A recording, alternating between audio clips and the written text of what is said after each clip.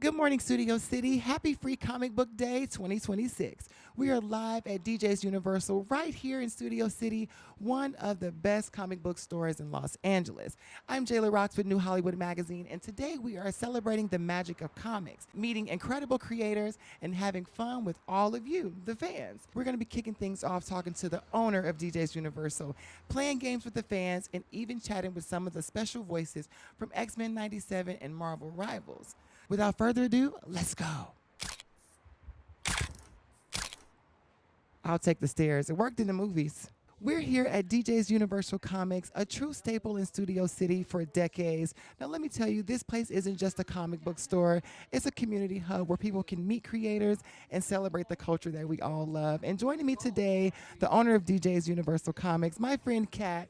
Kat, happy Free Comic Book Day to you. How are you? I'm doing great. A little bit tired, but I'm doing great. This should be a fun day today.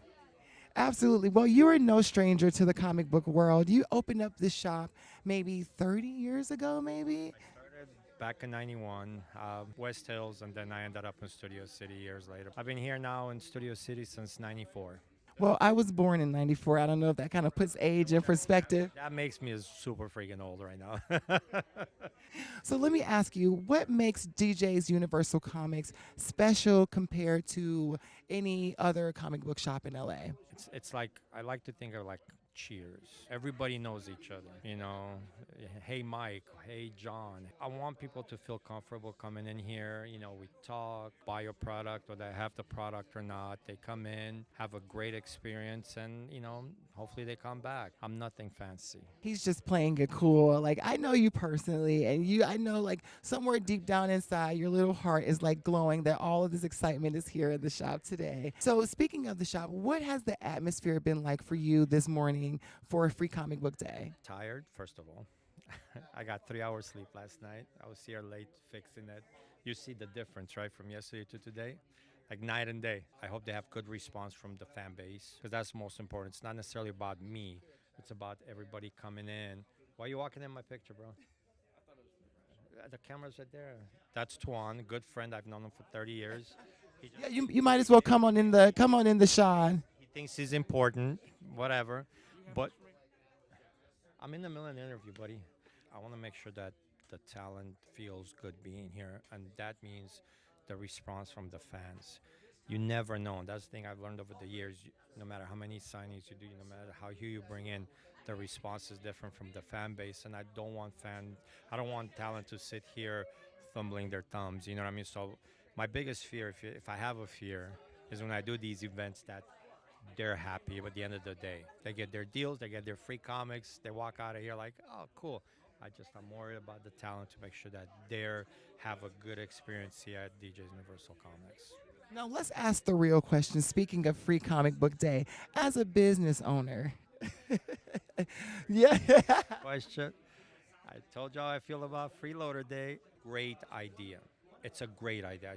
I support it every year. I would love to see these publishers, these distributors get together and advertise outside of my circle.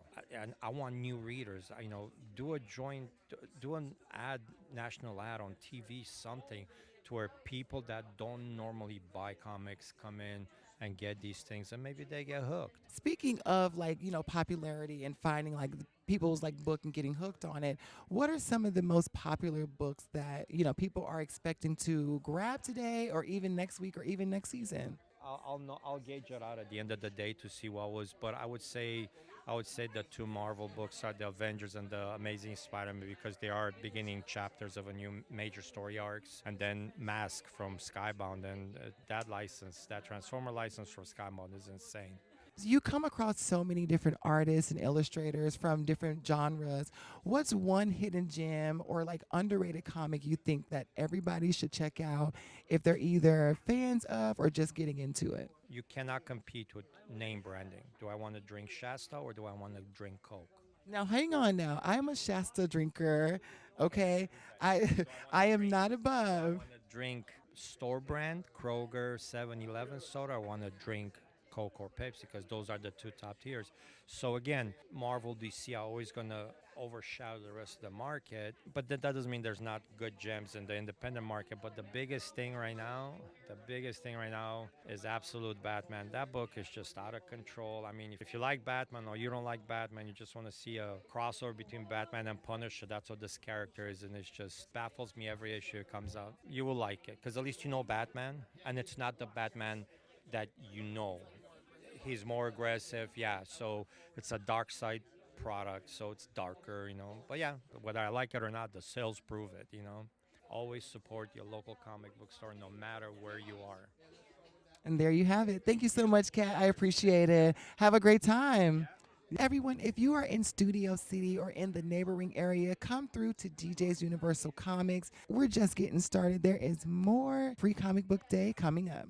I am here with some die-hard Marvel fans that came out to celebrate Free Comic Book Day with us at DJ's Universal Comics. Tell us who you are. My name is Benny. My name is Robin. Now, how well do you know your superheroes? Not the best, but I'm learning. That's why You're supposed to say that you're an expert. I say you're a die-hard. I'm a diehard. I'm an expert. I know everything there is to know. So we're gonna play a game of this or that. I'm gonna name some iconic Marvel characters, and you guys get to battle it out on who would win the fight. Right? Are you guys ready? Wolverine or Deadpool? I'm saying Deadpool. I'll say Wolverine. Oh, are we just gonna be disagreeing the whole time? See that? Look, fighting already. Don't you love that? That's what this whole magazine is about, right? Okay, next one: Iron Man or Captain America? I'm gonna go Iron Man. I'm gonna go Iron Man. Yeah. Iron Man as well, actually. Is it because he got money? Yeah. Yeah.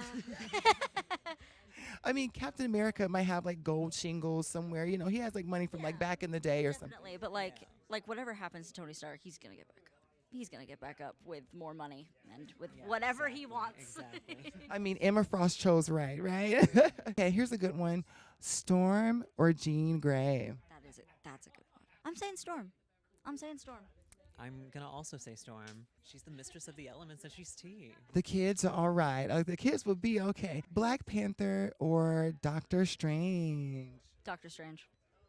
I can see this, but I have faith in Black Panther as well. Okay. Spent quite a bit of money on Namor. I can't really promote Black Panther right I understand. A little financially biased. I understand. Okay, here's a good one: Spider-Man or Miles Morales Spider-Man? That's your expertise. I'm gonna let you answer Well, that. I'm biased. I like Miles, so I think Miles Morales definitely takes the cake as far as like Yeah. where we are as a future, as far as superheroes and seeing ourselves on screen, right? Miles Morales is an incredible character, and the Spider-Verse is one of the most beautiful pieces of work for representation I think I've seen in a very long time. Like that shot of all the different spiders together, and where you can see like the spider like with the mobility aid. That like it's just such a beautiful scene. Yeah, I'll go Miles too. All right, here we go. We're gonna have a daddy off. Thor versus Hulk. Hulk. oh yeah, I knew you were gonna pick Hulk. I'm gonna go Thor, just because he's a god of thunder.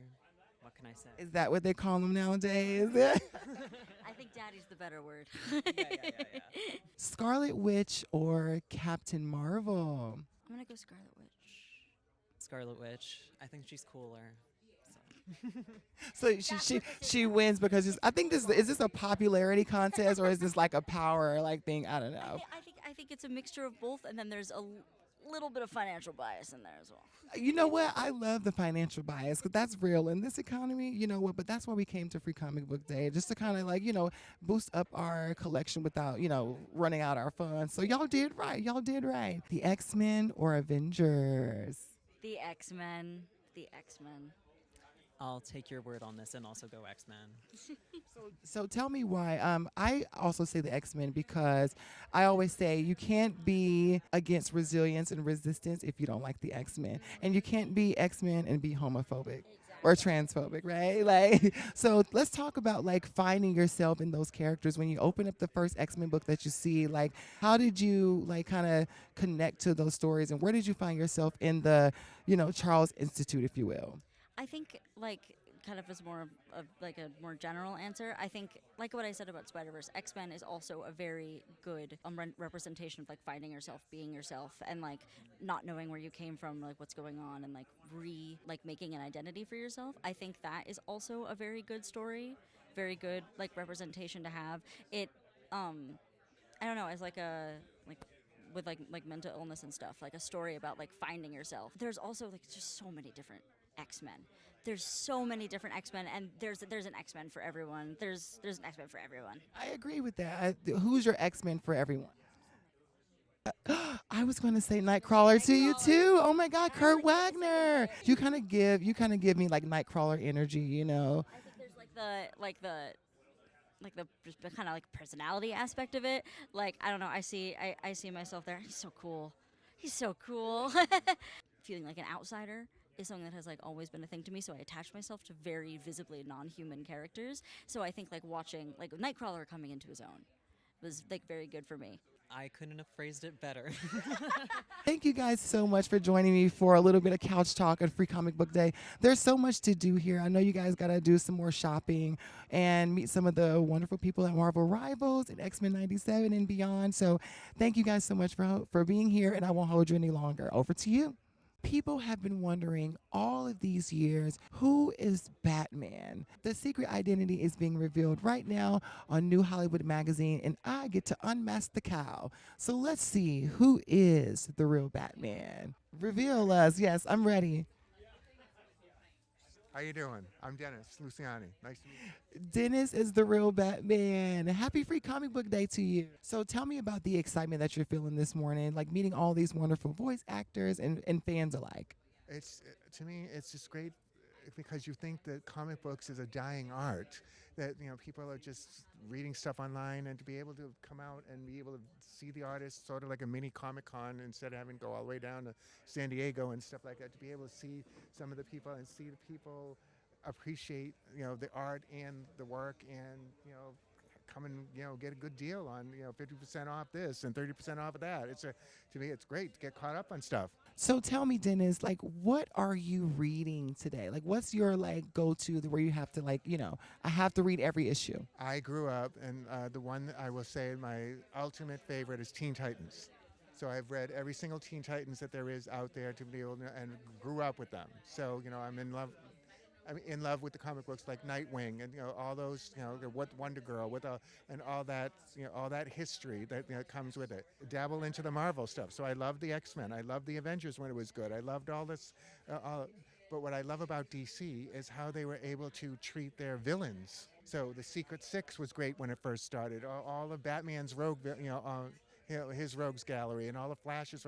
Just love their villains because it's so colorful. I noticed that you are like big on community. So tell me about like how has the comic community really like embraced Dennis, the comic book nerd? I know you can talk about it all day, which is great. I love the excitement. So like how does community play a part in all of this today for you? I love being able to add two things. I love, so when when I'm at a comic book store, I love to be in my Riddler outfit. I love to be in I have a Captain America shield. I have all these great outfits. It's just fun. It used to be maybe 15, 20 years ago, you get a little embarrassed to be out in public. Well, I don't care anymore because if you're going to have a reaction to it one way or the other, and most of the time it's going to be people are smiling because you're just bringing a little joy into adults, kids, all still kids with adult-like responsibilities. And I don't ever want to lose the kid that's inside me. So that's why I keep doing this stuff. I love this stuff because it just keeps you young. I love how you say that you grew up with the Teen Titans because that's as old as we're gonna get, right? You talk about social anxiety, being scared of Dennis, which is so good. Where do you find that connect of like showing up for yourself and then showing up for others and the superheroes that we see today? I mean, I'm from Boston, so you kind of have a thick skin, and like I said, I was shy 20 years ago. Now it's, to me, it's like life is too short. With life being too short, you got to be able to put a smile on people's faces. If you can do that, then you just made the day a lot more enjoyable. You made a memory. The kindness of people, that you want to open the door for people. You want to be able to reach up. You want to be able to help the kids. You just want to be able to make life good for everybody and yourself around you. Dennis, I think you have reached your omega level mutant status with that answer. Like, it's so good. It's Free Comic Book Day. Thank you so much for being here. Mwah. You are such a blessing. Go have some fun. Go meet some characters and go fight some crime. I'm seeing some good deals. Uh, I was hoping I was going to walk out with just a little, but now, yeah, that doesn't. Yeah, that's not going. One of my other guests said they're financially biased today. So Oh, okay. Okay. thank you, Dennis. We are moments away from opening the doors at DJ's Universal Comics for Free Comic Book Day, and I am here with my good friend Melanie with Giant Size Productions. This is my first comic book day. I can feel the excitement outside. I see the people, the fans are lining up. What should we expect for today and I guess any other comic book day? Yeah, so Free Comic Book Day is a chance basically for people to be introduced to comics. So all of the big comic publishers release titles that you can get on Free Comic Book Day. Sometimes they're preview titles, sometimes they're full comics, and basically people can come to shops, get those for free, be introduced to the world of comics, and hopefully also pick up some goodies for themselves while they're here. The comic book fans alike from all different walks of life. Some people came from Canada to be here. Just hearing that, what does that mean for you as far as community and being the hub for all that today? I think it's really important because I'm someone who grew up before comic books were considered cool, if you will. So we kind of didn't talk about it much. And I think that if something like this existed when I was younger and I would have found that community sooner, that would have been really rad because I didn't find this community until I was probably in my 30s. So I think it's really great that they're doing this. And it's funny that you say that. And I'm glad that you're embracing age too, because let's talk about it. I just turned 32. I'm starting to embrace my nerdom and my fandom now, especially the way I show up in the world. Because, as I read these comics and see all of these different, stories, even from the authors and the illustrators, right? They show up the best way that they know how. That has been one of the things that has always lured me to storytelling, even with those superhero teams and finding how complicated these characters are. Someone also mentioned there's an X-Men for every person, right? If you had to choose an X-Men that represents Melanie as a whole, because there's a lot of them and there's a lot of tropes, right? Which mutant are you picking? If you had asked me this back when I was in middle school or high school, I probably would have chosen Rogue, absolutely, because I very much kind of kept everything pushed down. Because for her, it's because she can't be touched. For me, I think it's just because I didn't know how to communicate with people. So kind of keeping those emotions pushed down and feeling withdrawn from things because of limitations that I had. I think deep down, I would love to be Emma Frost because she's just like a bad bee who takes no crap from anybody and has the confidence. New Rogue, how she is now, is very much more confident and outgoing, but how she was back then was a little more withdrawn. But yeah, one of my favorites is Psylocke. I don't know if this can show up on camera, so I do have. Oh, okay. Let's see what we have. Oh, Alex Garner from when she was in Exiles. So I don't necessarily relate to Psylocke, but she's one of my favorite characters because she's just really cool. it's like that sometimes. What is a book that you're reading right now that you think everybody should know about? So I'm really into Gail Simone's Uncanny X-Men right now because I think it's a good jumping off point for people who are newer to X-Men because she's kind of created her own world with these characters. And it's really a work of love for her. So I think that's a good one for now. The other day I spoke with Luciano Vecchio, who has done so much art for X-Men, and he's such a great sweetheart. And we talk exclusively about representation and in the media and just being able to find yourself on the pages. How important for young artists and creatives that we need to keep pushing representation for them to see themselves on paper, on stage, in the media, or even in the MCU? Oh, 100%. It's very important because when I grew up, it was very much cookie cutter what the comics were. I think X-Men was actually one of the first comics to kind of branch out and say, Yeah, the giant size. They're like, okay, we're bringing in people from all over the world, all cultures, and you're seeing that a lot more nowadays. And I don't think that people need to.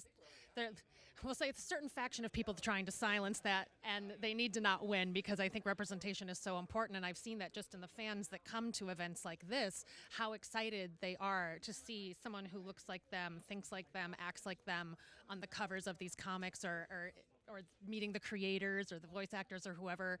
And it's just why I love these events because I love seeing that passion of the fans and how special it is for them. Well, this is very special for me. And just to even have this moment with you before all of the shenanigans happen, thank you so much for Giant Size Productions for like even like, curating something so great like this.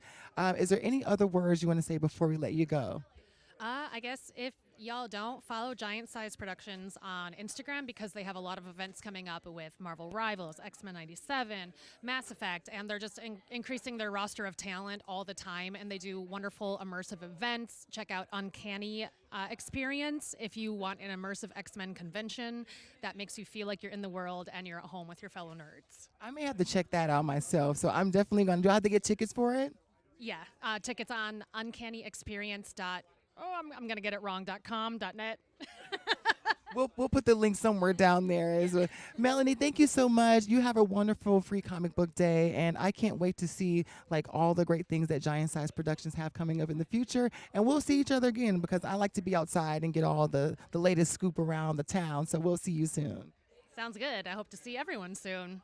Hi, one of Marvel's most iconic, intelligent, and fiercely empowered women, the White Queen herself, the diamond heart telepath, and the fashion icon, Emma Frost in Marvel Rivals. With grace, power, and confidence out of this world, she continues to show what a strong, complex woman sounds like. And no, I'm not talking about Emma Frost. I'm talking about Laura Puss. Yes, Laura. It's so nice to meet you. First of all, happy Free Comic Book Day. Like, how has the energy been for you meeting all of these fans? It's been great. Everyone's been super nice, and I've had a great time saying hi and talking about comic books, talking about cartoons and movies with people, and it's just a super great vibe and awesome. It's my first time, so I have no idea what to expect. And we got off to a slow start this morning because everybody was kind of like, but now that we're getting our blood flowing, everybody's starting to feel their omega level. Like, what does it mean to you to voice a character that shows women that they can be glamorous and formidable at the same time? I think it's really important and great because, like, a lot of time we associate powerful women with more masculine like features, and it's important to be like you can be powerful and feminine at the same time. So yeah, she's absolutely a queen. I love getting to like try on that confidence because I'm not anything like Emma in real life, but it is really fun to like get to play pretend and like get to sort of try on that second skin of like, yeah, feeling myself. Now, speaking of trying on skins, have you been keeping up with Emma Frost's like Marvel Rivals, like gooning skins? Like, how do you feel about that? Like knowing that it's you, but it's not you, but it's also you. Like, what emotions go through your head when you see all of the freaky people online? Honestly, I think it's cool. It's fine. Emma's not the first character I've voiced that has a ton of skins, so I'm kind of used to it that way. And as long as they like the character and they don't like come at me thinking I'm gonna be the character, then have fun. Everyone that's ever met me has been very respectable and cool. So yeah, let's keep it that way. What aspects of Emma, like you said, you try it on, what aspects of Emma's strength and evolution resonate with Laura the most? I really love how, I mean, obviously like she has that confidence, but she definitely stands by what she believes in. Like no one's going to just persuade her to change her mind. She's very strong in her convictions, and like I appreciate that, and I feel like I also am pretty strong in my convictions. She says with a very like maybe I'm kind of strong in my convictions sort of way, but I do think that like when you come down to core beliefs, like I feel very strongly about them, and I'm also not easily swayed, much like Emma. Let's talk about the craft of voice acting. You know, Emma's voice is so distinctive, yet it has a commanding, presence to it. How do you approach bringing that perfect balance of power and sophistication with every line? I mean, I think a lot of the credit goes to the writers because they wrote some amazing lines for her that just were very easy to just bring off the page and send out into the universe. Um, but as far as like, it's sort of, I don't know. I just sort of like feel Emma and drop into that. You just literally like my shoulders drop, and I feel very relaxed. There's a certain amount of relaxation in that power because she doesn't have to fight for it. She has it. So there's no, competing with anyone. She's just there being her awesome self. So that's sort of where that kind of comes from. Just hearing you kind of drop into that Emma kind of gave me a little like chills, little goosebumps because I'm a Rivals fan. I'm MVP sometimes, I'm SVP sometimes. Like so, I had a very like Emma Frost main like era for a little bit, so she was really great. So I have to do it. I'm pretty sure like you've done it probably a million times before, but I would like to get an ultimate if we can from it. Or maybe, or maybe like a ultimate or a voice line or something. Yeah. Okay. Let's go over. Now, before I let you go, like just hearing you kind of like give me that Emma gave me all the goosebumps. So before I let you go, I want to hear like your favorite voice line from Emma in Rivals. I'll let you think about it. You got it? You got it? You got it? You got it? Okay. Oh wait, hang on. That was smooth, man. That was good. That was real smooth. Yeah. James Mathis. Okay, here we go. Okay. Queen, mother, perfection. I answer to all three. It's just like melting butter to my soul. Laura, thank you so much for being here. Like I am like so happy that you took some time to sit on the couch and nerd out with me for a little bit. I can't wait to see all the other things you have going on. I know Comic-Con is coming up. You have a very busy summer. So like where can fans like keep up with you and also like, keep it cute? All my socials are Laura Post Voice. So if you follow me there, I'm always going to post where I'm going to be, when, and all of that great stuff. Laura, you're amazing. Thank you so much. Happy Free Comic Book Day to you. I think your fans are all lining up for some signings. So you got some stuff to do, girl. I'll see you soon.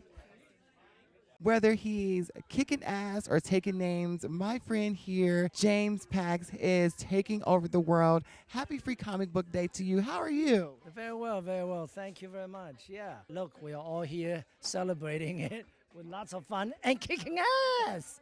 I love it. Like your energy has been like on 10 since I got here. We got here super early this morning and I don't think everybody had their coffee, but who has coffee when they need you? Right. They don't need any coffee. I will just energize them with my zapping lightning. That's right. That's what I was going to ask you first. So, if you were like magically with superpowers today, like which ones would you be blessed with, and which ones would you be cursed with? God, be blessed with all the fans around the world. They're loving my character, Lightning in Big Trouble in Little China, and to be cursed with getting old. Well, I mean, you still like you had a full head of hair, no grays. I mean, I'm seeing you up close, so I can vouch. Getting old is probably one of the least things you got to worry about. That's right. I don't worry about it. You know why? Because if you stay positive and you keep on exercising and eating brown rice, you're going to get younger, not older. So the advice is brown rice and kicking ass and also learn to do some Qi Gong, which is a Chinese internal energizer, that it will revolve around your blood and your meridians, opens up your meridian so that you will become rejuvenated and become a baby again. Well, I don't know if I want to be a baby again. I mean, I act like a child sometimes, but I think we are on a very Zen path, if you will. I was just speaking to Steve Stern as well with his character Zen, and now you're talking about finding your inner and bottlenecking it all and finding that peace. So how does that important to you with your everyday life outside of the comic book world? Well, to live a good life, you really need to start with the way you eat and the way you conduct yourself, and on top of that, the way you energize yourself on a daily level. Doing exercise, stretching out, with your neck, with your body, and your leg, and your tendons is going to really vitalize your every cell. And on top of that, if you learn to do the Qigong, It opens up the meridian. You know, people get sick. People have asthma and all these problems or cancer is because they don't know how to open up their meridian. And it's a Chinese thing. You know, meridians is important. If the meridian is blocked, you're gonna get sick. And if the meridians are open, that's when you be vitalized again. And that's what I believe in. And therefore, people should learn to do that and knowing how to breathe. Just a little tip about how to breathe. It's again related to Steve Zen. Breathe slowly like a thread into your nose without even open your mouth. Hold it for about 30 seconds to a minute, then slowly breathe it out like a thread through your nose and out. When you do this, your eyes is gonna see colors, and that's what it's about. We are celebrating the 40th anniversary of Big Trouble in Little China. How does that make you feel just hearing that just come out of into the universe?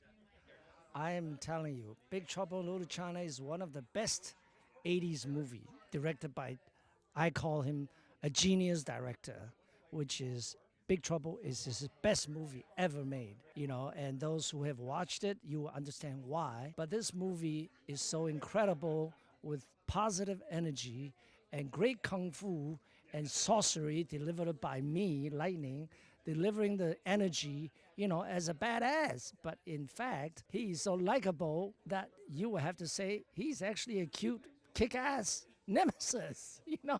And all my fans knows that actually Lightning is the godfather of Mortal Kombat's Raiden. Big Trouble in Little China came out in '86, and 5 years after, that's when they came out with the Mortal Kombat video game.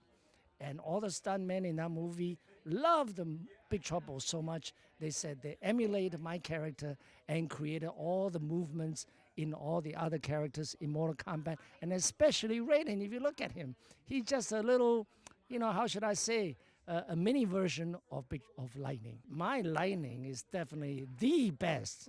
I'm telling you, no Marvel character can deliver a better Lightning than mine. You know why? Because mine is done with my movement. On top of that, all the lightning was added in, not CGI, but hand drawn by an artist back in the '86. 36 different blue colors than the regular lightning that you see in Marvel characters. Taboo, who is a member of the Black Eyed Peas, yeah, he is a fan of Lightning, of course, and Big Trouble. He interviewed me, and we actually talk about if should Big Trouble in Little China have a remake, a sequel, or whatever. So you know what? I brought up the fact that Rock Johnson is a big fan of Big Trouble in Little China, and he's supposed to be writing a new script for it.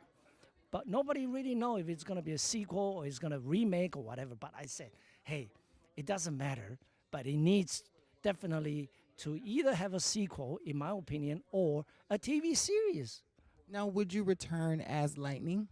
I will return as Lightning, the Godfather, of course. And then, if I were writing the script, I will create a younger, a Lightning character, you know, like my grandson or something, you know, and just so that it has the older version, me, I play, and then my passing down the energy, the good energy to the Lightning with a new storyline. I think that is the beauty of it. And imagine that 3 teasers came out of this 1-hour interview. It was on Instagram within 10 days, not 10 months. Had 1 million viewers, 70K hearts, and tens of thousands comments from my fans. I suddenly became a influencer on the pop culture. That's the beauty of the Lightning in Big Trouble in Little China. On the 40th anniversary, to celebrate it with a big boom. I want to say happy 40th anniversary to you. And I know that this is going to be like, I'm glad to have the lightning experience. You really are a bolt of lightning. You have this energy that really wakes up the room. And I am just glad that you were here experiencing it with us for sure. Thank you, thank you. And I wish you all the great success with your new show. And I want to do another one, all right, soon. Yes. I'm down. I'm down. James Pax, everybody. Thank you so much to you. Happy Free Comic Book Day. Go enjoy some more comic books, and we'll see you soon. See you soon. Thank you, sweetie. Thank you. The kid is small, but he packs a mighty punch. My friend Saint Silva is here at Free Comic Book Day at DJ's Universal Comics, and boy, this kid has personality. Saint Silva, how are you doing today? Very good. Are you excited for Free Comic Book Day? Uh-huh. I just love comics so much. I love that. What's one comic or character that you're most excited about right now? Well, like, let's see, I like superheroes, and I really also like the comedy ones. So probably like those like funny superhero adventures that that come like here, yeah. Yeah, that takes you for a spin. It goes up and down. It's not always just fighting. There's a little bit of like tropes there, right? For one day, what would that power be? I want you to think good on this one because you can only have it for 24 hours, okay? So which one would it be? I kind of if it's during the week, then I probably have Flash so I can get through my homework really fast and have time to do all the things that I like. And what about for the weekend? Oh, for the weekend, I'd probably have the ability to maybe shape shift, so I'm like I can get comfortable in like certain areas. And you can hide, like, so you don't have to go to school? Yeah, yeah. Well, did you ever wish that you could fly to school ever, or you just kind of wish it was kind of stay the same? Yeah, I would definitely fly to school, and then the kids are like, "Hey, what's that in the sky?" And then I'm like, "See ya, suckers!" I'm going really fast and flying. I love that. I want to fly too, but I'm afraid of heights. So I think once I get up there, I probably won't know how to come back down. So that's my biggest fear. I'm also scared of heights at certain times, so maybe I can have a certain distance from the ground. Yeah, just like a small distance off the ground. I don't want to fly. I just kind of want to float across. Is that okay? Yeah, exactly. See, we're on the same page, Saint Silva. Do you want to play a game? Let's see. We're going to take you to Battle World, right? You get to choose your fighters. I'm going to give you 2 fighters, and I want you to let you know, which one will come out on top, okay? Wolverine versus Deadpool. So, Wolverine versus Deadpool. Let me see. So, Deadpool's got the swords, the guns, so he would probably win. And Wolverine has, claws, but, Deadpool can kind of get a little scrape, but his face is already burned, so I think I know a little scratch won't be, too harsh on him. Well, they both have they both can heal. They have the regenerating powers. So is it going to be a tie, or is it really a winner? Yeah, actually, yeah. It would be my original guess would be it would be a tie because I'm let's see what. Well, they don't really. None of them really have superpowers or anything. They have they have weapons and they can heal and yeah. So it would probably be a tie because it's yeah. That's good. That's good critical thinking. Okay, what about this? What about Black Panther versus Doctor Strange? Black Panther versus Doctor Strange. Black Panther's the warrior type, so and Doctor Strange, I feel he would win because he's got more of the yeah. And Black Panther, he's cool, but he's just basically a warrior. He's not really like a guy who would win a fight with a guy who can literally do mind tricks and everything. So it's always mind over matters. No matter what, the Eye of Agamotto is definitely going to take Black Panther down. I kind of agree with that too. Okay, one more. Thor or Hulk? Thor or Hulk? So let's see. Hulk's got the super strength, and Thor, he's got the super cool hammer thing that smashes. So it's hammer smash versus body smash. Yeah. So probably Thor, cause he's got the electricity coming out of his hammer, and he can smash, and like zap at like basically the same time. Also, can't he like make things float with the hammer? Yeah, yeah. Um. So yeah, he would probably win over Hulk, and he would also kind of make fun that Hulk doesn't wear a shirt. You are amazing, kid. Thank you so much for playing that game with me. Is there anything you want to say to all the comic book fans today for Comic Book Day? Like if you like comic books, people don't. Some people don't consider comic books actual literature, but I disagree on that. You can like read whatever you want, do whatever you want. Like you just gotta like, follow your heart. Like it doesn't matter what other people think. It's about what you think, and just enjoy those comic books. Enjoy those comic books. You heard it from the mighty kid himself, Saint Silva. Thank you so much. High five. Yes, thank you again. He brings calm wisdom and that smooth, soulful energy to one of the most mysterious and beloved characters in L'Amour Supreme, the powerful and enlightened Zen. With the voice that feels very like pure serenity wrapped in strength, he's giving fans chills in the best way possible.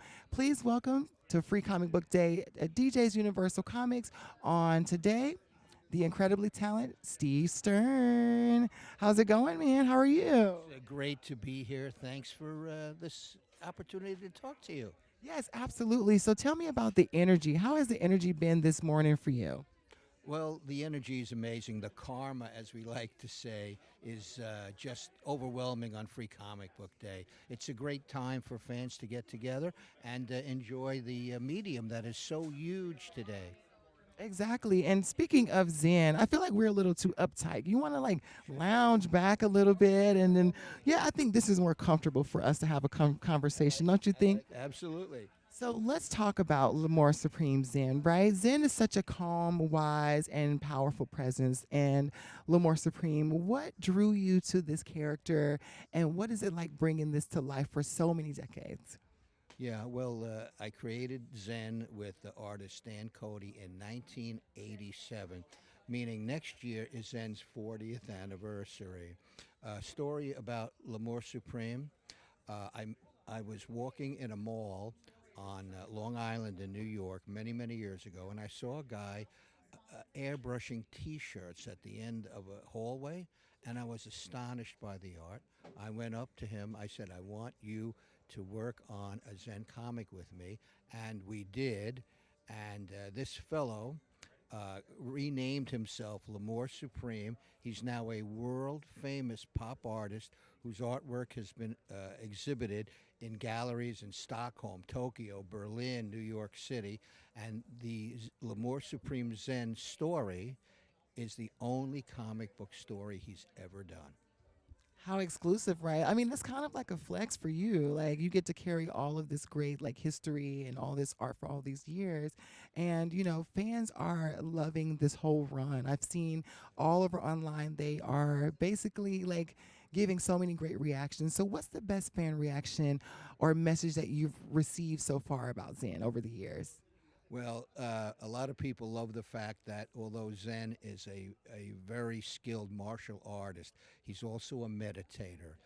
He went to school under Master Sattva, and as a result, he combines both a really Zen attitude plus the fact that he can really kick your ass when he wants to.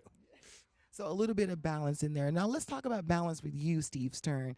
Now, do you find yourself in that Zen character? Sometimes, we live in Los Angeles, so the 101 could be a little trying, somebody cutting you off. How do you find that Zen whenever you find like there's a little bit, I wouldn't say like discombobulation or anxiety? How do you stay Zen, calm, and powerful in your presence?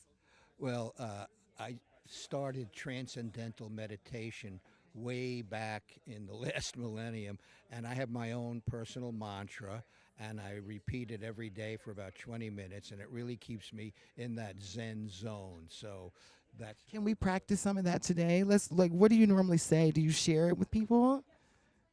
Actually, you're not allowed to share your specific mantra, but we can always do Om, Om, You feeling a little calm? I feel a little tingle. It might be the tequila, but you know. This is my first free comic book day, so I didn't know what to expect, and I just know that the energy has been like magical here, seeing all the people from different genres, different like walks of life, different age groups. You know what I mean? For all the young creatives and the voice actors here today, what advice would you give them about finding their own voice and finding their own mantra and staying true to that path? Yeah, well, I think the key is you got to be true to yourself. Don't let other people's opinions sway you. Just you do you as you do you so wonderfully. And if you're just true to yourself, it's all going to work out. I love that. Thank you so much, Steve Stern. You're the best. I hope we can be friends even more after this. I can't wait to see what you do and carry on the Zen legacy for another 40 plus years, right? Well, that would be wonderful. Thanks a lot. Thank you. Enjoy your free comic book day, and I'll see you soon. Absolutely. Thank you. Free Comic Book Day continues at DJ's Universal Comics in Studio City. I am with my friends Nicole and Hector.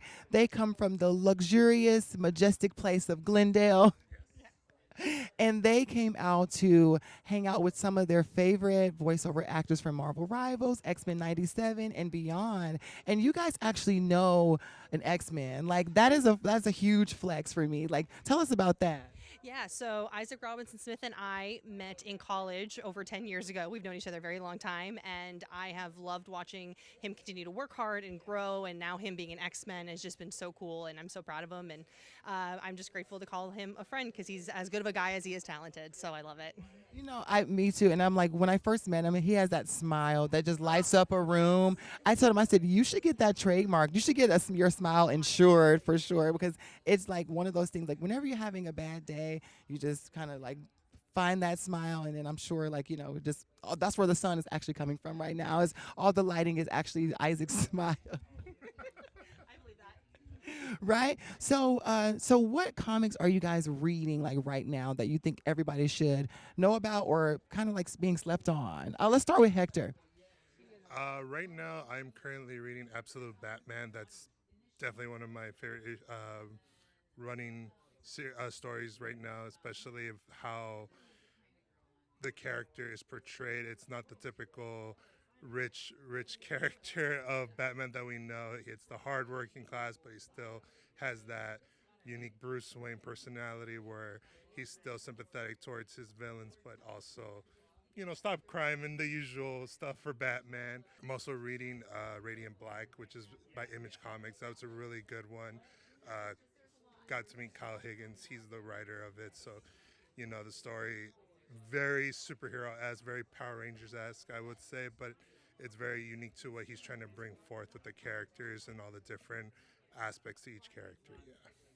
Nice. I love that. Everybody's been talking about Absolute Batman today. Like that must be like the trending thing because he's a little rough around the edges. But even the costume is pretty cool. Like I love the big the cow is kind of like more serious. It's like a whole like dark like aspect of it. So what about you, Nicole?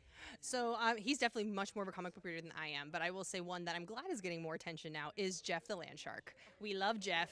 He is so sweet, but he's got his own powers, and I think I love that kind of lightheartedness because the comics can so often be very, rough and tumble, a lot of emotion. So I think he brings such a great levity.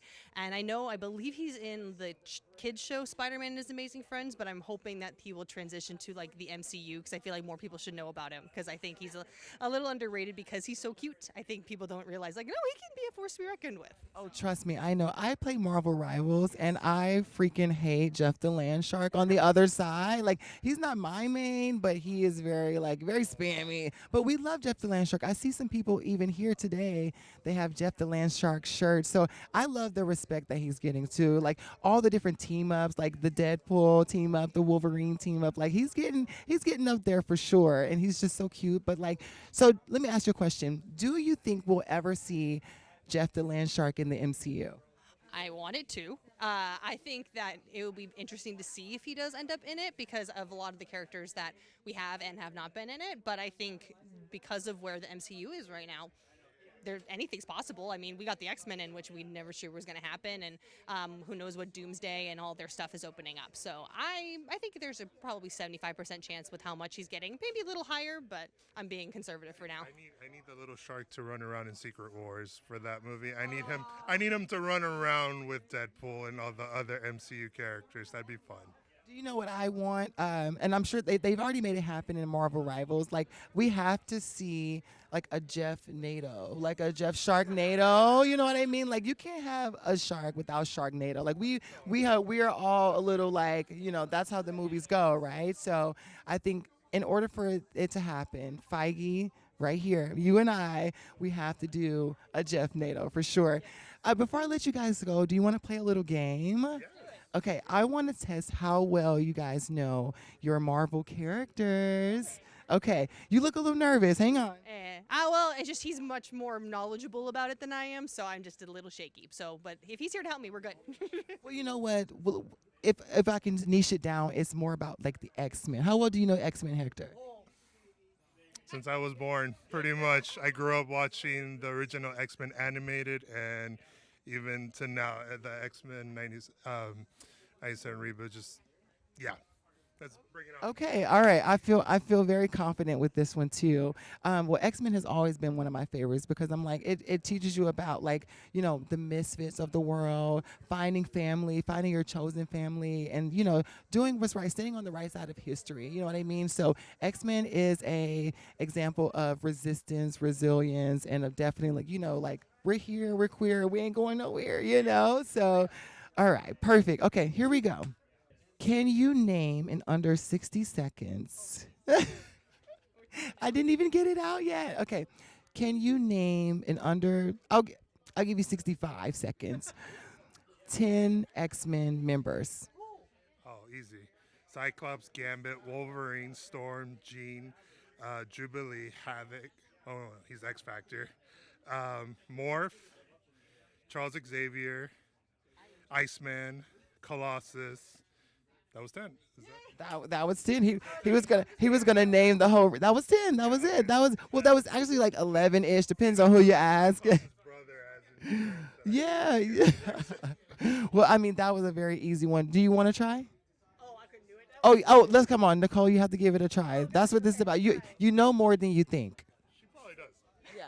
No, I mean, you live with the X-Men expert, so I'm sure like it's sprinkled off into like the AC or something, right? So here we go. Okay, Nicole's gonna name 10 X-Men members. Here we go. All right. Jean, Scott, Bishop, Morph, Gambit, Xavier, Colossus.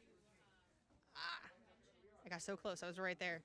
Jubilee, Storm. Oh, wait, that was 10. Or did I miss one? Did I miscount? You need one more. One more? What's Nate's character? I forget his character name. Cable. Okay. See, you knew more than what. Yeah. Yes. Congratulations. Yay, X-Men fans. Yes, I'm proud of you too. Thank you guys so much for coming and joining me on the couch. I hope you guys have a wonderful rest of your free comic book day. Go support more local. Go shout out. Go get some pictures. Go get a figurine. All those fun things. And we'll see you next time. Okay. Thank you guys. He brings serious intensity, heart, and presence to one of the most badass characters in the X-Men universe, the time-traveling, energy-absorbing soldier known as Bishop. With X-Men 97 Season 2 right around the corner, his performance is only going to even get bigger. Isaac Robinson Smith is in the building. How are you feeling today? I'm feeling really good. I mean, it's cool we were just talking, it's cool to see you in person. Likewise, yes. I mean, like we have, okay, first of all, you just had an article that come out today with New Hollywood as a spotlight focusing on all the things as far as like the beginning of, your storytelling journey, being a theater kid like myself, and just all the things in the future. So I'm like, how does it feel being here, meeting some of the fans that loved you for like, years to come? I'm still accepting it, honestly, because it's sort of we were just talking about full circles a second ago, like just being here on a Saturday for Free Comic Book Day. So watching Saturday morning cartoons in a comic book store with other things that I like, with people that are doing really cool characters. Like it's great, and seeing, I think especially when the kids come through, like that's who I am inside, and that's who I was. So like, it's sort of like seeing myself from 20 years ago or whatever. So it's just it's very gratifying. Like I feel like I'm supposed to be here doing this. It feels really good. And that's the important part is like understanding that your intentions and your purpose are aligned, you know what I mean? And then people are coming to give you that praise, because I don't want to say validation, validation is for parking, right? So yes, I taught you that one, right? So, like you said, it's gratifying to know like people are coming to be like, I came to see you, even though you have a job that basically doesn't really show your face, but your voice carries on to so many different fans from different genres, different walks of life, different, generations all to come. So I want to ask you, like, we are like finally meeting in person, right? Like, am I taller than I look on TV? Yes. Yeah. That's what I was curious because I saw you like in the corner. I was walking and I was like, oh, I wonder when you stand up what it's going to be like. Oh yeah, you're taller. And then, Then I just tower over, I just hit the feeling. Okay, but you know what? It's a giant size production. Okay, so I'm in my giant size era. Okay, on a day like today where fans are celebrating comics, what does it mean to you to be a part of the X-Men legacy through a character so iconic as Bishop? well, these stories are important, and the genesis of all of this is comic books. So I think being in a place that celebrates that art form and celebrates storytelling that's, first of all, not on a screen, but also has such an enduring legacy of what it means to so many different people. It's good, and I think this cycle of giving out these stories for free is a really good gesture from the community to be like, continue to explore this stuff. Find what you can find out of this and connect with something, and you don't have to pay money today. So it's sort of a free access to things that could inspire the next generation of. I mean, there's people of all ages that come in. Like, I saw a 3-year-old that came in here today. Like, they're probably going to find some comic book story that's going to light them up in some way they might think about, 20, 30 years from now. So, I don't know. I think it's cool. It's important. And being a character like this to inform someone's story by the stories that I'm helping to tell is very.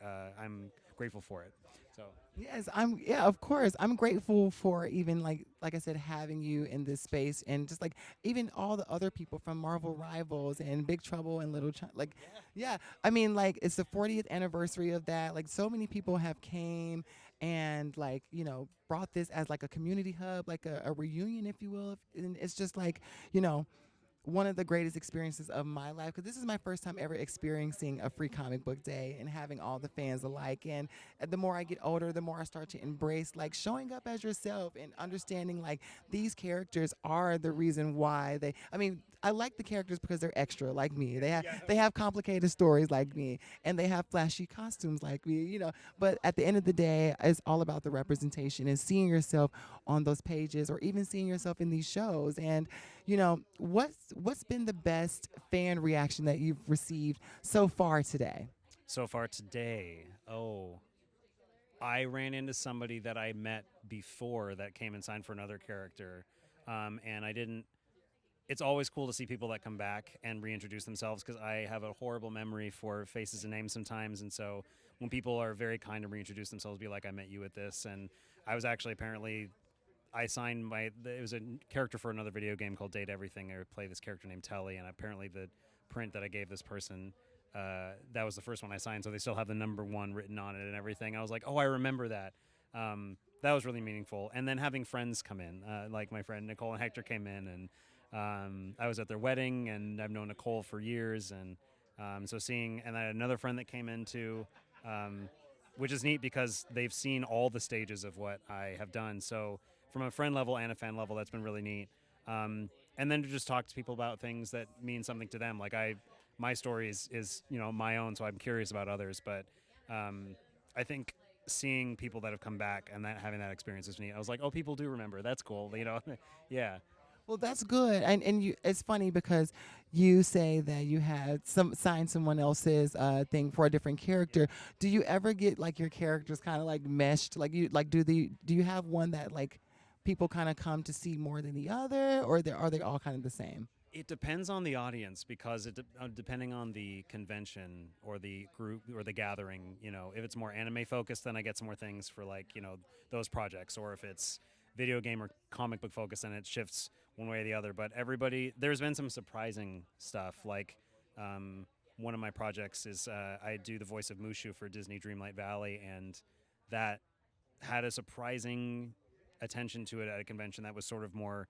It was an anime convention, so it was sort of focused on that. But then there are these like cozy games people like when they're in that community. So like that'll get some more, attention. But it depends on where I am. But it's kind of the fun is people know me from different things, and so I can connect on different levels with people. You can just spin the wheel and like, who are you guys gonna like today? Now, what comics are you reading right now? Are you reading anything that people should kind of know about or they're sleeping on right now? I need to get back into this one, but it's one that I love. It's called Saga reading. And someone described it as if Romeo and Juliet met Star Wars and was drawn by Fiona Staples is the artist, and she's phenomenal. And that's one that's been going on since 2012, and they just started reissuing them after 3 years. They took a break, but that's one that I love and I need to get back into. I have all the versions of it, so it's strange because it's not Marvel or DC, which I also love, but Saga is the one that I think people should go back and check out if they haven't already. Well, there you have. I haven't already, so I'm asking everybody this so I can build up my like collection of database, if you will. I won't hold you any longer. I know you have some fans lining up for you, but give us some true words before you leave from an X-Men about loyalty as Bishop. As Bishop, ooh, that's complicated. I think finding the family that grounds you the most is important, and that's sort of what he's tried to do because Bishop doesn't really have a singular place because his world has been destroyed, so there's really nowhere to go back home to. But he's found his home and his community within the X-Men team, even though he wasn't like sure about them and they weren't sure about him when they showed up initially. But yeah, sticking with the family that makes you feel the most illuminated, and I think that can mean a lot of different things, but that usually will give you whatever motivation and strength you need to get through anything, no matter what stage you're in. And I think if you have that to fall back on, you're very lucky. And so I think that's what I would say with his, with his background. You always know what to say. Like, have you been taking PR training or something? You just been hanging out with me for a little bit. Isaac, thank you so much for being here. It's such a pleasure. We finally meet in person. Now we're like officially friends, so we're locked in for sure. Have a wonderful rest of your free comic book day. Sign all the things, make all the good money, and we'll see you pretty soon. Well, sooner than we think, right? Yeah, I'll probably see me sooner than you think. Yeah, I'm looking forward to it. Thank you, Isaac. We'll see you soon. He is the voice behind one of Marvel's most regal, fierce, and complicated antiheroes, the Submariner himself, the King of Atlantis, Namor, and Marvel Rivals. With his commanding presence, cultural pride, and powerful delivery, he's brought new depth and fire to the character.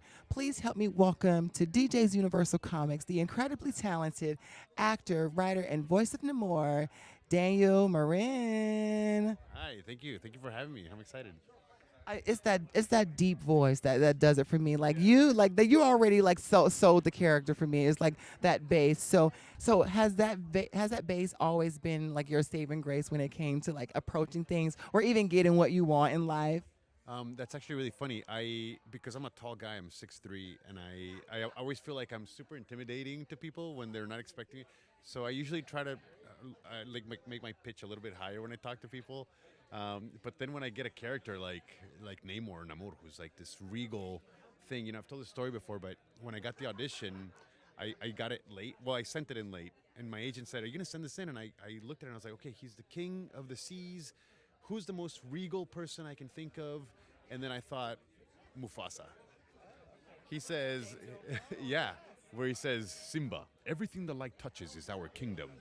I thought, well, that's Namor right there, So he says, "My kingdom rises as swiftly as the seas." I stole Mufasa. Well, no one can steal James Earl Jones, right? But we all can have that. Like, it's good that you use that as a reference, though, because that shows how important, like, voice actors and characteristics kind of span over genres, generations, different walks of life, if you will. And, just even today, like, this is my first comic book day. Like, what should I expect from today, from the fandom, at least, that shows up? Honestly, I think this is a big mix of fans from all over, the place. There's people that just like comic books in general. There's people that like Marvel.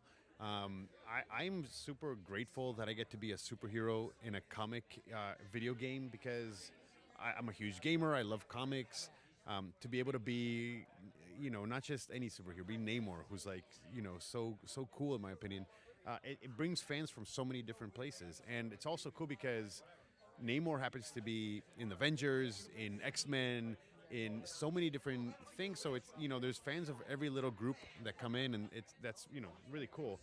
Plus, like, look how this place is so lively and busy, and it's just really cool to see so many people come together on an event like this. You've spoken about how personal Nemours like Latin culture is to you, and as you are American Costa Rican, right?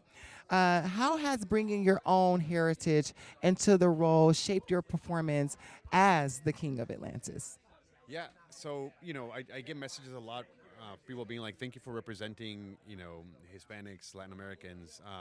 It's such an honor, honestly. It's so cool to see a superhero. What MCU did with Namor. He wasn't always Mexican or Latin American. There was the MCU who decided we're gonna make this character this way. I'm grateful because I wouldn't have a job in the first place, but also, when I got the audition, we don't really know where he's from, but he's or what character it is, but he says it's Latin American. In my mind, I thought, well, Latin America is huge. There's so many countries that are connecting to the ocean. I didn't want to make him necessarily just Mexican. So luckily, I've lived in many countries in South America. And so I was able to bring a little bit of the accent from different places, even have some Brazilian in there, some little bit of Argentinian, Costa Rican, Mexican. There's a bunch of different things that I try to mix in there because Namor is the king of the seas, not the king of the Mexican beaches. So it was a thing where I wanted to like incorporate as much as I could and bring that heritage in, and things like even in the game, his whale is Giganto. When we were recording, I was like, how do you guys want me to say it? Do you want Giganto or do you want Giganto? Because he would say it in Spanish, and they love that. And it also goes with the way Namor is pronounced. Some characters call me Namor, some say Namor. I think it's the same as my name. It's Daniel in English, Daniel in Spanish. And it just depends on what language you're speaking, what language the characters are speaking. But the fact that some characters do call me Namor in the game, it's just really cool because it kind of shows that, like, the representation matters, and people will respect it. If you just say, "Hey, I want to be called Namor," people will say, "Oh, it's Namor. I'll make the effort," which I think is the most important part. Making the effort, like that's what we talk about a lot, especially with New Hollywood Magazine, is like find the people that are willing to stand on the right side of history, be, like I said, make sure that their intentions and purpose line up, if you will, and also show up in the world like without conviction, and I think, like you say, that it depends on the different language, but I think characterizations like yours and, like you said, representation and culture is a universal language, and fans are loving your performance. What's been the most surprising or even fun interaction that you've received since you've been voicing Namor? Honestly, because I also stream myself playing the game, and my stream is. Well, not really. I started playing him now. Oh my god. I lorded Namor very early on, and now I have 5 lords. I'm working on Tony Stark is my 6th one that I'm working on. But it's fascinating because with my stream I created certain things we say on the stream become merch, and they take a life of their own. And like earlier, somebody walked in with some of my merch that said Namor Nation on it. Namor is known as the submariner, the ruler of the seas with incredible strength. I mean, we can go on and on. The perfect oceanic body, the brows are on point, and then even like the ankles are wings. Like, I mean, that's like a flex everywhere. Like, would you say that you and Namor share any powers in real life? Maybe a love for the ocean, or do you have some of that same like fiery passion that burns inside?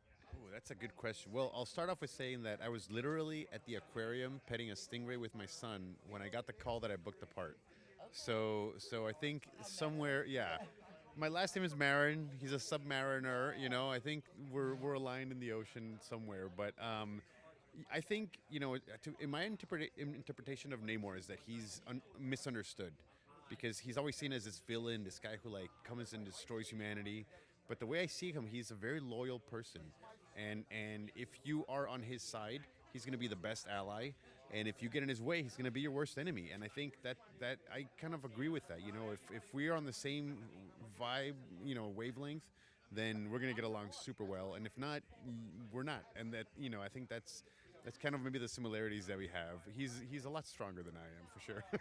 I mean, are your ankles winged? Yeah, I didn't want to say that because then that'd be bragging. Also, my amazing six pack, I hide it. So because otherwise people would be like, oh, he's too similar to the character. Like take me through seeing your character design for the first time. Like were you like smitten a little bit? Did you have like a man crush? It was fascinating because the interpretation that they did with Rivals is so different from anything that's been done before. And when I saw him, I thought like, wow, he's something. Like it was just such a weird sort of experience to be like, that's who I am now, And so that was very interesting. And I've subsequently just like fallen in love with every time they come up with a new skin for the character. They're always so good. I want them all. I try to rotate them when I play because I think they're just so cool. He's got such an iconic, cool look. I love it. I was asking Laura when she came by the couch. I was like, she has such a what are the kids saying now? Like goon, they like gooning skins, if you will. So I said, do the people ever like misconstrue that? Like they see like the sexy characters like Namor and Emma. Like, do you ever get like kind of taken aback or tripped up when people kind of like blend the two, if you will? It's such a weird thing because for me in particular, I started streaming when the game came out, and I have a very strong like online persona with Namor, and so people have a hard time separating me from Namor, and I think we've just sort of become one. Um, but then they're like, "Hey, when are you gonna cosplay?" I'm like, "I have a dad bod. I can do. I'll do the dad bod version of any skin." We'll start with Jeff the Land Shark. That's kind of like, that's very low commitment, if you will. Yeah, exactly. But listen, it's 2026. The dad bod is in, so release the horn, right? Like, dude. I'm just kidding. Yeah. Now, before I let you go, I know your fans are lined up. They want some photos. They want pictures and everything. I want to hear the best, like the iconic. You don't have to do an ultimate, but like, what is your favorite voice line as Namor in Rivals? Okay, I have a bunch, but this is the one that I like recently. Elia Mountjoy, who voices Winter Soldier, loves this line, and so this is for him. You cannot wash your hands of Namor. Just hearing that, I'm like, yes, it's in my eardrums for sure. I got like goosebumps. You can't see, but I have goosebumps, and my ankles are definitely winged too. So, thank you so much, Daniel, for being here. Happy Free Comic Book Day to you. I hope to see you, everywhere else in the whole wide world. Comic Con is coming up. Are you excited for that? I'm super excited. I hope we get to do something really cool again this year. Last year was such an amazing experience, so I'd love to go back. But yeah. Any final last words to all the comic book fans? Yeah, don't get in my way, because those who oppose me shall be left to drown in my wake. And there you have it. Thank you, Daniel. He is the commanding voice behind one of Marvel's greatest heroes, the King of Wakanda. I'm talking about the Black Panther. James Mathis III has portrayed T'Challa across multiple projects, bringing dignity, strength, and cultural pride to the character in animation, games, and beyond. Today, he's voicing Black Panther in Marvel Rivals, continuing his legendary run as the character. Please welcome to DJ's Universal Comics on this free comic book day, the incredible James Mathis III. How's it going? Things are going well. Thank you for asking. How about with you? Absolutely. I mean, things have been going good. It's my first free comic book day experience, so I didn't know what to expect. And I'm sure you've done this all the time. You have all of the you have a few cons under your belt. You have all this stuff. So tell me about the energy when you get ready for those things. Like, what is the process like for the King of Wakanda, basically? It's a lot like getting ready for a game or getting ready for anything that we want to do well at, right? We want to present our best selves. And this is my first comic book day appearance, although, as you said, I've done several cons and things, but it's a much more intimate setting. And I love being in the midst of fandom. It's pretty awesome.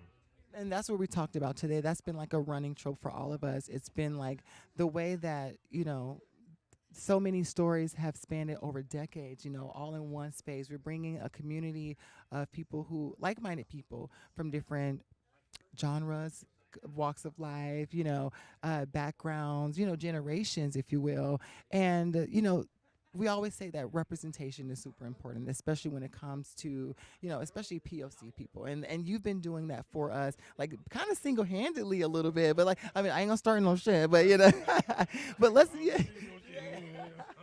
Let's talk about representation. You voiced Black Panther in multiple animations and now in Marvel Rivals, which has been so iconic.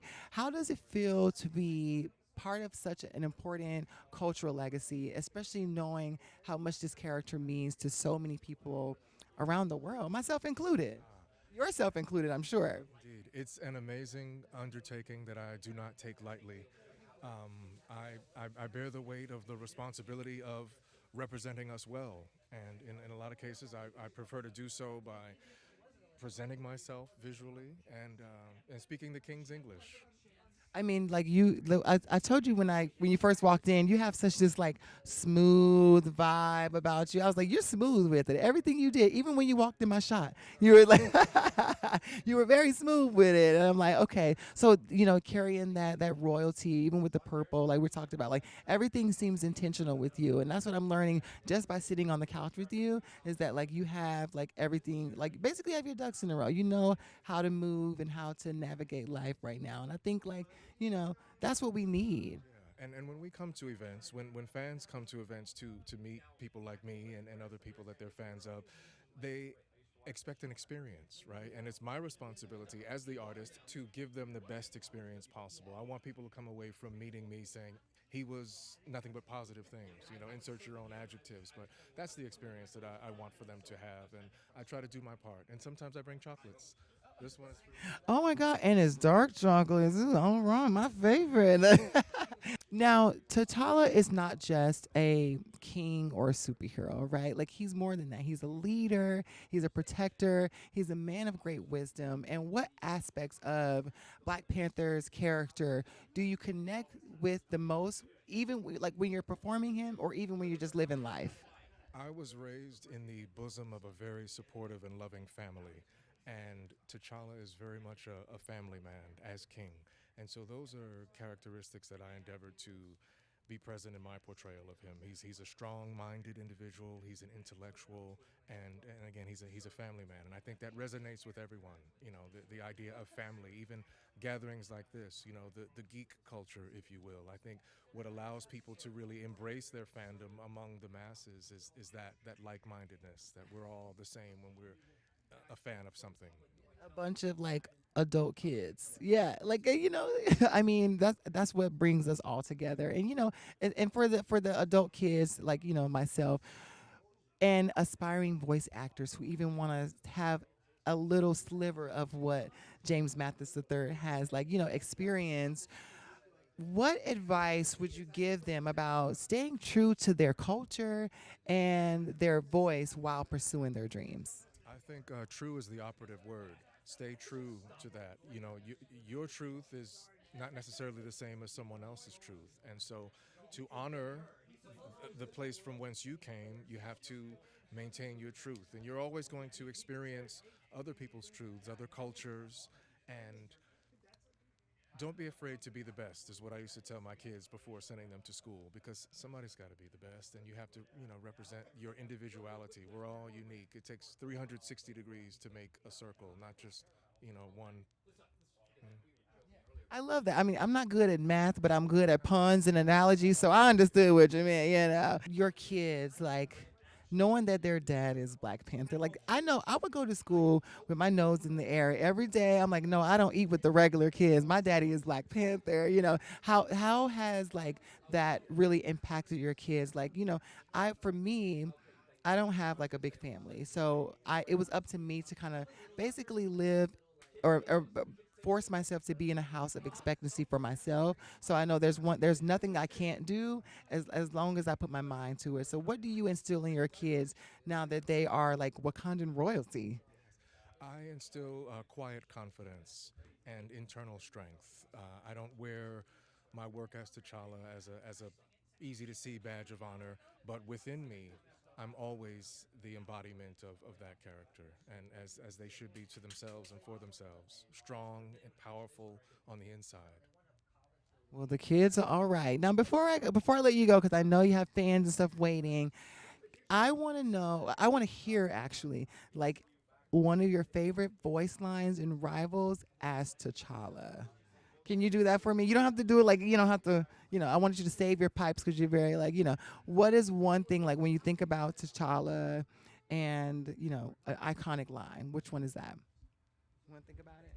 Yeah, well, I think it's the one in the game is pretty popular, and that elicits a lot of strength, a lot of rah rah, if you will, and that is tremble before bust. That one.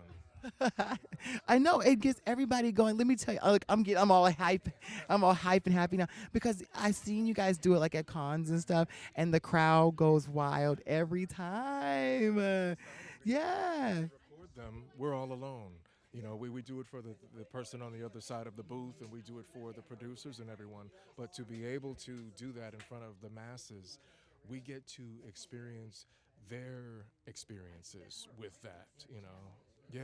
And So I mean, you kind of have like a Michael Jackson effect too now. Like when people see you, they're like, oh, I want to, get a picture. I want to be seen. I want to, do the thing, right? So I mean, it can have its ups and downs, but I'm sure it's a journey.